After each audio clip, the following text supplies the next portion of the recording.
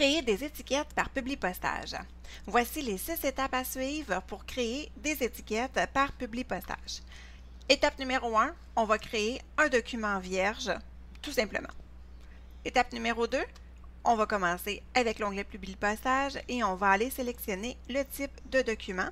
Alors, dans le groupe Démarrer la fusion et le publipostage, on va cliquer sur le bouton Démarrer la fusion et le publipostage et on va aller sélectionner Étiquette. Il y a une boîte de dialogue Options d'étiquette qui va s'ouvrir et là, bien important d'aller sélectionner le fournisseur d'étiquettes Avery US Letter et le numéro de référence, les étiquettes 5161, donc étiquette d'adresse. Une fois que la sélection est faite, on appuie sur le bouton OK et vous allez voir donc que mes étiquettes sont prêtes.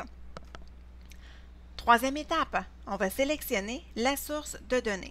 Alors encore dans l'onglet Publipostage, dans le groupe Démarrer la fusion et le publipostage, on va cliquer sur Sélection des destinataires et on peut encore une fois entrer une liste manuellement ou utiliser une liste existante, ce que je vais faire. Donc, dans mes documents, dans le dossier Mes sources de données, je vais aller chercher ma source de données et j'appuie sur Ouvrir.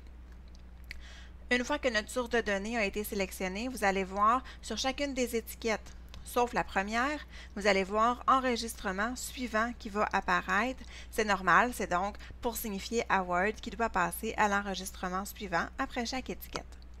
On se positionne dans la première étiquette avec le point d'insertion et on va aller à l'étape suivante, insérer des champs de fusion. Donc, dans le groupe Champs d'écriture et d'insertion, on va aller insérer notre champ de fusion, titre pour commencer, avec un espace, le prénom, un espace, le nom.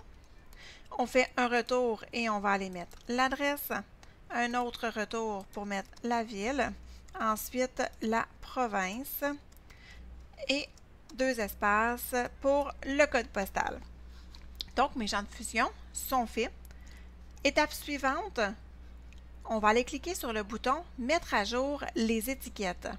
Alors, quand je clique là-dessus, ça le dit dans la petite boîte qui est ici, dans la petite boîte de dialogue. Donc, ça va mettre à jour toutes les étiquettes dans le document pour utiliser les informations de la liste de destinataires.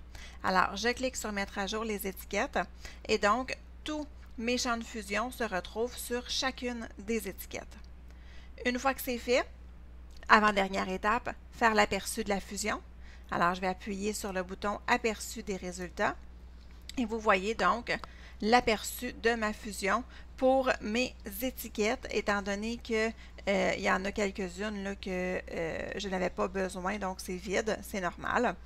Et ensuite, donc, je peux appuyer pour finir ma fusion sur « Terminer et fusionner ». Je peux appuyer sur « Modifier les documents individuels » pour créer un nouveau document. J'appuie sur « OK ».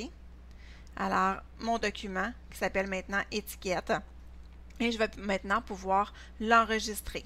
Si je ne voulais pas l'enregistrer, donc on peut tout simplement le fermer et on se retrouve dans notre document original et on peut tout simplement imprimer les documents si on n'a pas besoin de réimprimer ces étiquettes-là pour une prochaine fois. Alors voilà, c'est comme ça qu'on peut créer des étiquettes par fusion et publipostage.